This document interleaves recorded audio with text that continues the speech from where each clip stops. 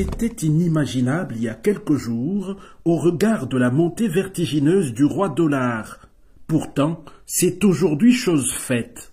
Le franc congolais prend sa revanche. Pour y parvenir, le président de la République, Félix-Antoine Tshisekedi, a misé sur un homme pétri d'une riche expérience. Aussitôt débarqué à la tête de la Banque centrale du Congo, André Ouamesso, car c'est de lui qu'il s'agit, active tous les leviers. La BCC prend une série de mesures correctives. Quand nous arrivons au sein de la Banque centrale, nous réunissons d'abord les experts, à commencer par les deux vice-gouverneurs, pour connaître un peu la situation de la banque. Et nous constatons qu'à cette époque-là, il y a eu surchauffe sur les marchés et il n'y avait pas suffisamment de devises. Première décision, la Banque centrale injecte 50 millions. Pas pour faire en sorte que le franc congolais s'apprécie. Parce que ça, je l'ai aussi beaucoup suivi. On a pensé que c'est l'injection des 50 millions qui était à la base de l'amélioration du taux de change. Non.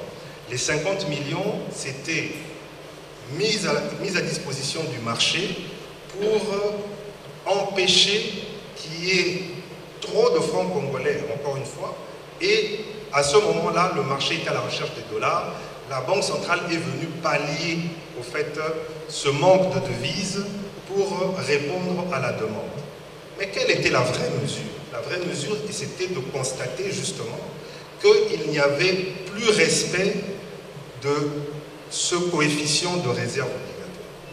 La Banque centrale a décidé, le 23 août, de pouvoir demander aux banques commerciales de reconstituer leurs réserves obligatoires en francs. La conséquence, c'était de pouvoir ponctionner les francs congolais du marché. Mais nous ne l'avons pas fait à n'importe quel moment. Nous avons choisi notre moment. Nous avons choisi le moment où les entreprises sont obligées de payer une partie de leurs impôts, donc ce qu'on appelle échéance fiscale. Et il y a une décision du gouvernement qui demande à ces entreprises de payer leurs impôts dans la monnaie locale. Donc vous voyez très bien que la Banque centrale a joué sur deux leviers pour déterminer le nouveau prix, c'est-à-dire le nouveau taux de change. Nous avons joué sur la demande, avec le coefficient, l'ajustement du coefficient de réserve obligatoire, et nous avons ponctionné, donc nous avons réduit cette demande à un moment opportun où l'offre de devises était importante, avec l'échéance fiscale. Ces deux effets combinés ont fait en sorte que les francs congolais sont devenus rares. Et ce qui est rare est cher. Résultat, le dollar américain qui caracolait autour de 2900 francs congolais a chuté à 2548 francs congolais à l'interbancaire et à 2659 francs au parallèle. Le comité de politique monétaire anticipe qu'une poursuite de la décélération du rythme de formation des prix devrait se poursuivre au cours des 12 prochains mois où l'inflation tournerait autour de son objectif de moyen terme 7,0, soit 6,8%, une stabilisation du taux de change à des niveaux plus bas et une croissance économique robuste en 2026.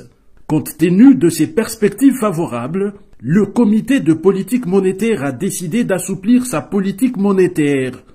Baisser le taux directeur de 750 points de base, soit 7,5%, ramenant celui-ci de 25% précédemment à 17,5%, afin de soutenir la dynamique de désinflation observée ces derniers mois et d'encourager le financement de notre économie. Parallèlement, le taux sur les facilités de prêt marginales passe de 30% à 21,5%. Les coefficients de la réserve obligatoire demeurent inchangés. Pour la réserve obligatoire constituée en monnaie locale, c'est 12% pour les dépôts à vue et 0% pour les dépôts à terme en monnaie nationale. 13% pour les devises étrangères pour les dépôts à vue et 12% pour les devises étrangères pour les dépôts à terme. Le comité a également souligné la nécessité de maintenir un suivi rapproché de l'évolution de l'environnement économique et financier et de procéder, le cas échéant, à des ajustements appropriés des instruments de politique monétaire afin de préserver la stabilité macroéconomique.